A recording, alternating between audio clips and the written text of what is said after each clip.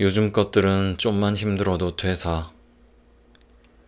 3년 전 제이는 그 말에 반박할 논리를 찾지 못했다. 조금만 힘들어도 징징이라니. 참나. 아니, 너무 내 이야기 아닌가? 제이는 회사를 그만둘 수 없었다.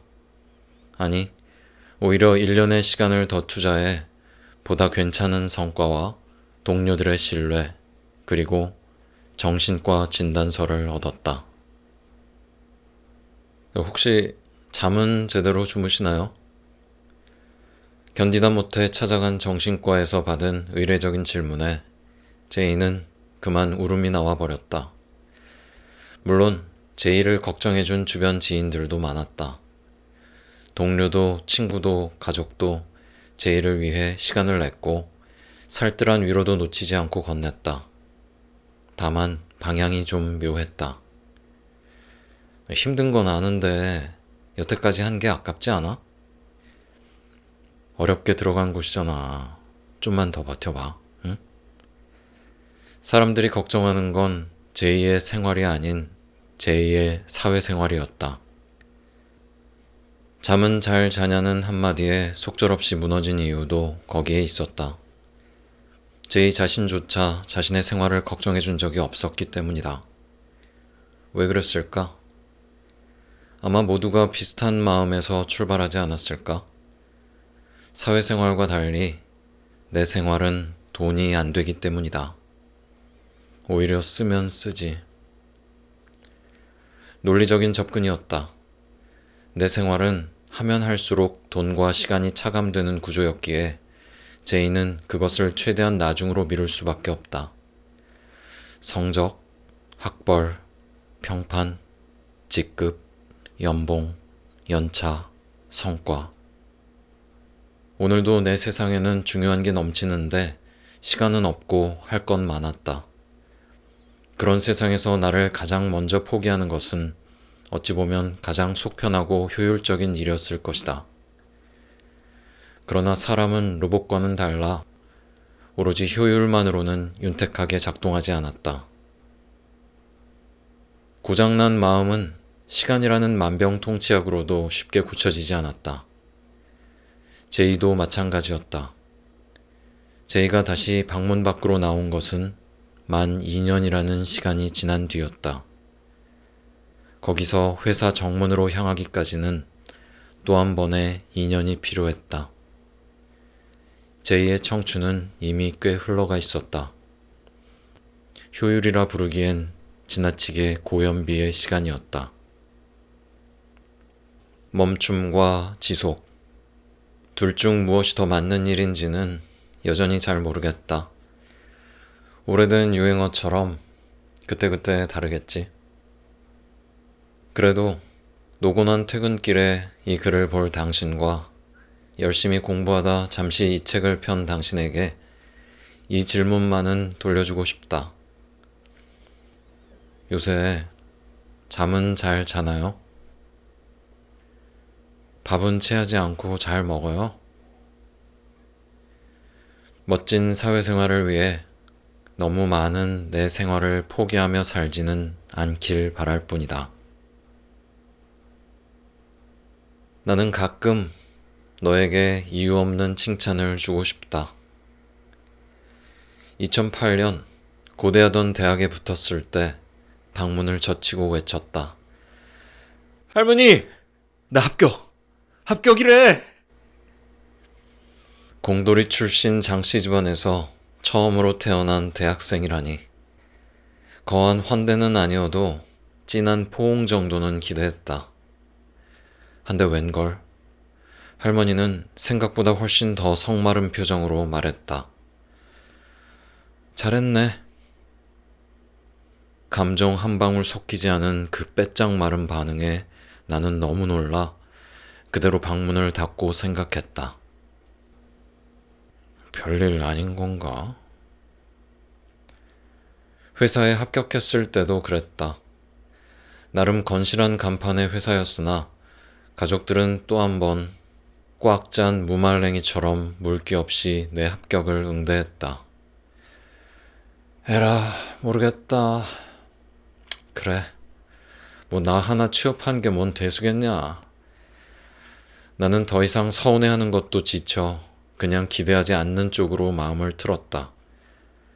당황한 인사 담당자는 물었다. 혹시 안 기쁘세요? 기뻤다. 분명 기쁘긴 기쁜데 이젠 좀 헷갈렸다. 이게 환호할 만한 일인 건가? 맞다면 얼마나 환호해야 하냐고 물을 수도 없는 노릇 아닌가? 그냥 연기를 하기로 했다. 아니요. 정말 기쁩니다. 예. 너무 좋죠. 건조는 그렇게 전염됐다. 이게 꼭 나만의 일은 아니라고 생각한다. 올림픽에서 은메달을 수상한 선수들의 소감만 들어도 알 수 있지 않나? 응원해주신 국민들께 더 좋은 모습 보여드리지 못해서 죄송합니다. 우린 비판에는 과하게 관대하고 칭찬에는 유독 인색하다.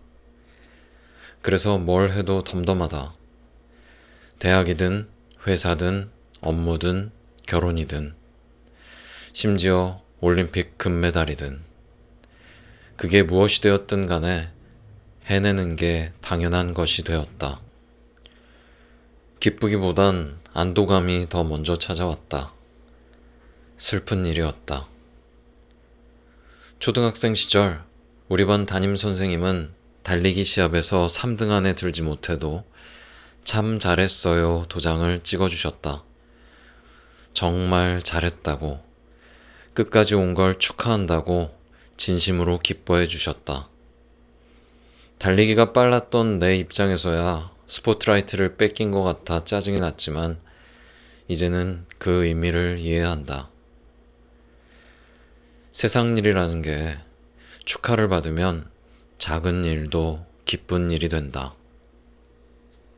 반대로 축하받지 못하면 대단한 일도 당연한 일이 되고, 그래서 우린 서로의 성공에 좀 더 자주 축하할 줄 아는 여유를 가져야 한다.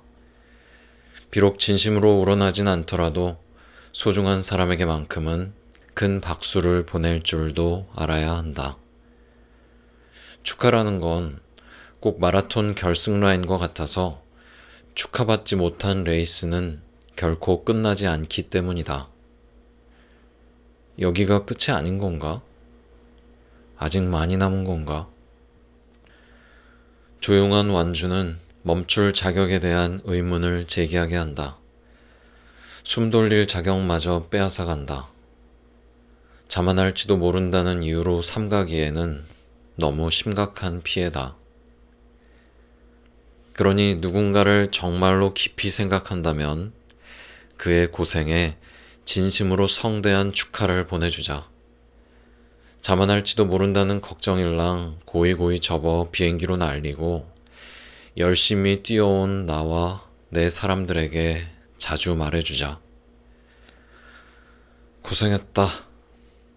나는 네가 정말 자랑스러워. 폭죽이 커질수록 느는 것은 의외로 즐거움밖에 없을 테니까. 모두가 즐겁게 완주했던 그날의 운동회처럼.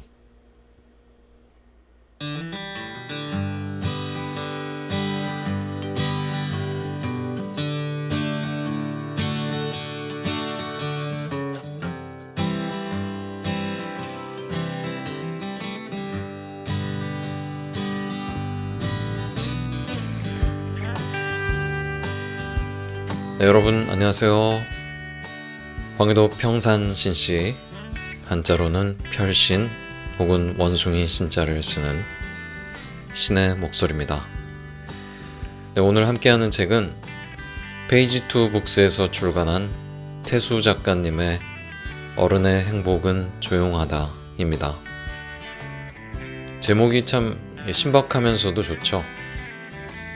무슨 말인지 알 것 같고, 조용한 행복이라는 건 평범한 일상의 삶에 감사하는 마음, 그리고 삶을 긍정적으로 대하려는 태도에서 비롯되는 게 아닌가. 그래서 성숙하고 어른스러운 행복이 아닐까. 그런 생각을 해봤고요. 여러분, 김경일 교수님 아시나요? 심리학 박사이시고 TV에도 자주 나와서 아마 보시면 다들 아실 것 같은데, 이분이 유튜브 방송에 나와서 하신 말씀이 제가 되게 인상적이었어요. 그래서 소개를 드리면, 우리는 보통 행복을 우리가 추구하는 삶의 목표로 생각하잖아요. 근데 이걸 시각을 조금만 달리하면 행복은 우리가 삶을 살아가는 데 있어서 필요한 도구, 수단으로서도 아주 중요하다고 하더라고요. 이게 무슨 말이냐면, 우리가 이 녹록지 않는 삶을 지치지 않고 살아가려면 에너지가 있어야 되잖아요. 에너지 마련책이 필요한데 그게 바로 작은 행복들이라는 거죠. 내일 더 열심히 일하기 위해서, 다음 주에 더 파이팅 하기 위해서, 지치지 않기 위해서는 오늘 행복이라는 걸 조금씩 경험해야 그 에너지가 충전된다는 겁니다. 그래서 행복을 에너지나 자원의 개념으로 생각할 필요가 있다는 거죠. 동의하시나요?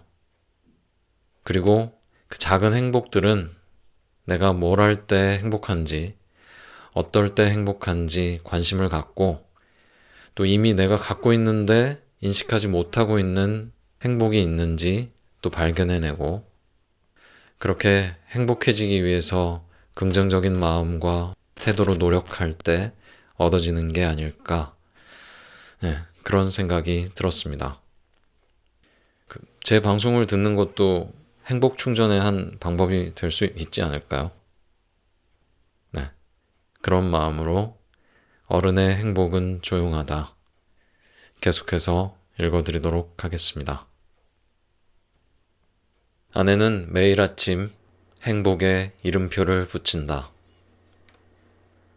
막 건조기에서 꺼낸 이불을 보며 아내는 행복해한다. 적당히 데워진 이불을 덮고 소파를 구르며 뒤집었었다 또 벗었다. 한참을 그렇게 하다 머리만 쏙 빼고 말한다. 아, 행복해. 연애를 시작한 지 10년, 결혼한 지 5년, 도합 15년의 세월이 흘렀지만 심쿵. 아내의 표정은 여전히 귀엽다. 이후로도 수건이든 흰옷이든 건조된 빨래들을 보면 일단 다 던져주는 이유다. 하루는 영화 관람 전 저녁으로 충무김밥과 쌀국수를 먹는데 아내가 또 말했다. 조합이 완벽한데? 피식. 나는 또 자그맣게 웃는다.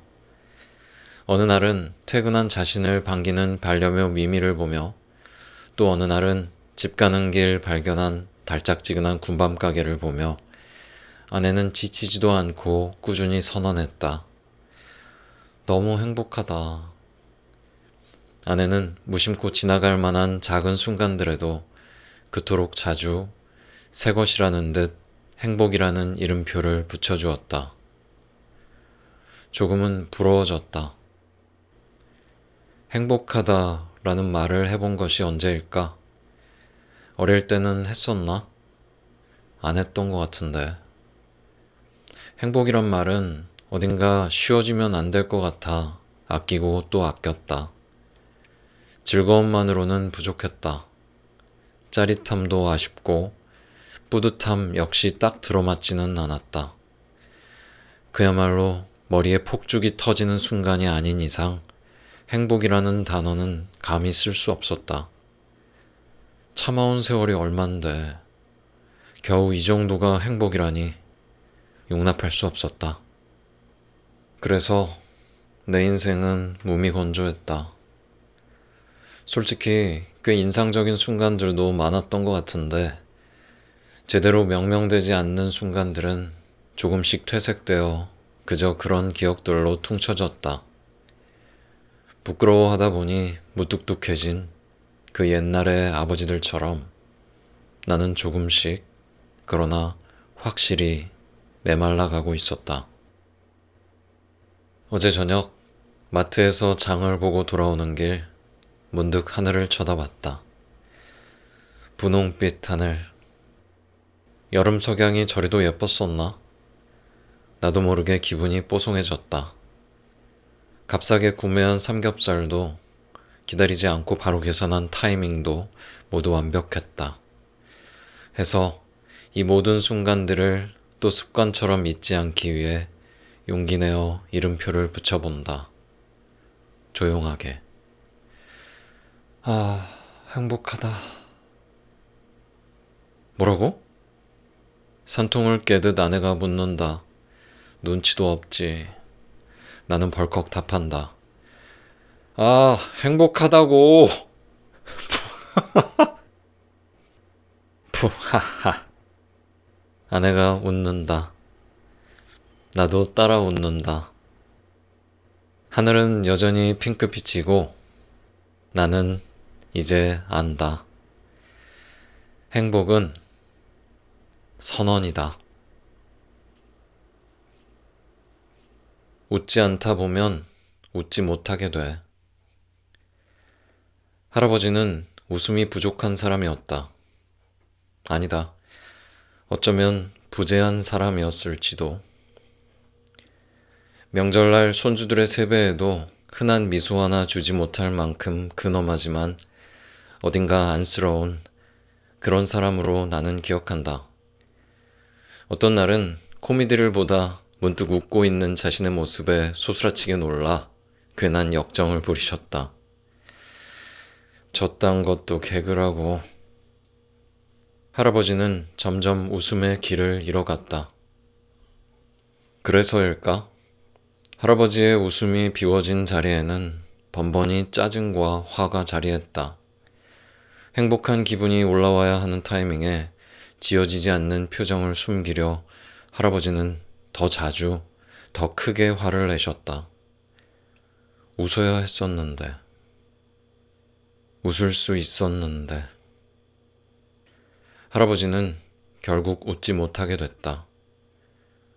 할아버지가 내게 마지막으로 남긴 얼굴 역시 다 말라 가뭄처럼 딱딱해진 짜증 그득한 얼굴이었다.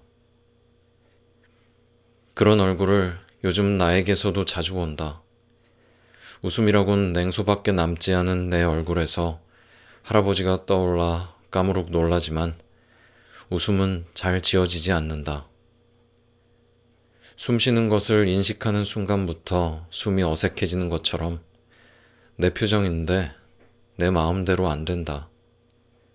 입꼬리가 딱딱하게 굳어 억지로 올려보아도 파르르 떨리는데 그친다. 웃지 않다 보니 웃지 못하게 되었다. 사람은 나이를 하나 먹을 때마다 타고난 표정 하나씩을 잃는다고 한다. 웃음, 행복, 만족, 기쁨. 신기하게도 맑은 표정부터 잃게 되는 우리는 짜증으로 일관되다 결국 무표정으로 인생을 마감하게 된다고. 그래서 웃음에는 연습이 필요하다. 웃음이, 행복이 모래 위 글씨처럼 인생이란 파도에 쓸려가기 전에 습관을 만들고 몸에 배게 해야 한다. 헛밖에 남지 않은 얼굴로 마지막을 장식하고 싶지는 않다. 끝까지 삶에 웃어 보이고 싶다. 그런 의미에서 요즘은 작은 것에도 열심히 웃어본다.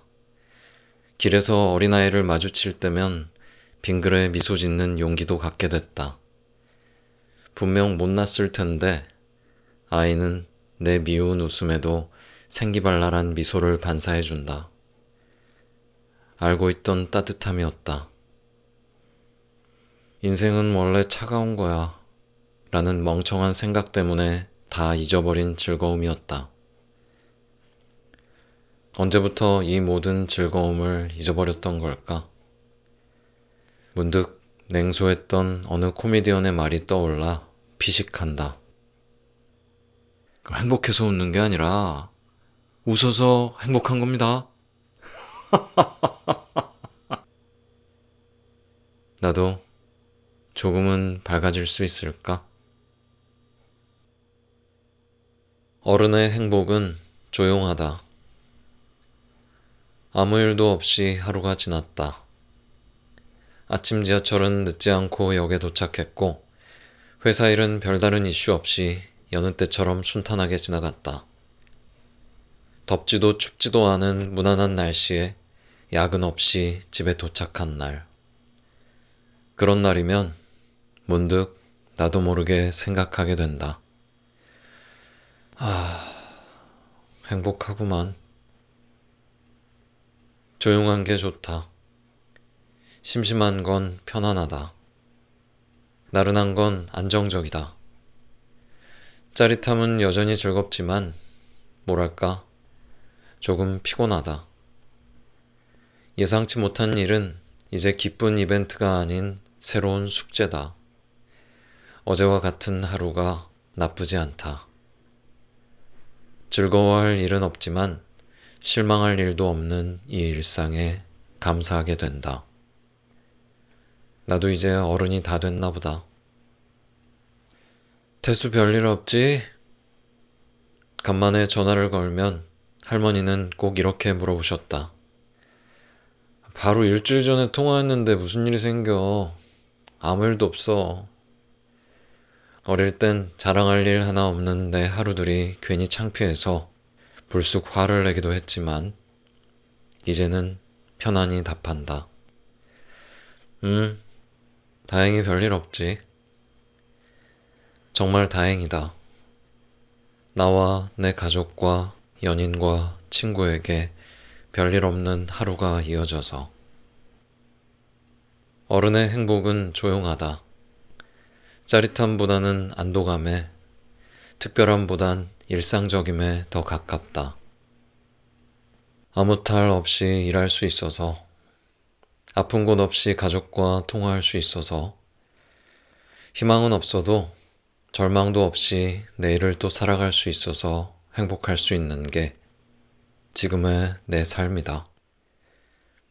누군가는 그토록 조용한 인생에서도 행복을 발견할 수 있냐고 묻겠지만, 물론 조용함은 웃을 일이 없는 상태가 아니라 울 일이 없는 상태니까. 기쁜 일이 없는 하루가 아니라 나쁜 일이 없는 하루니까.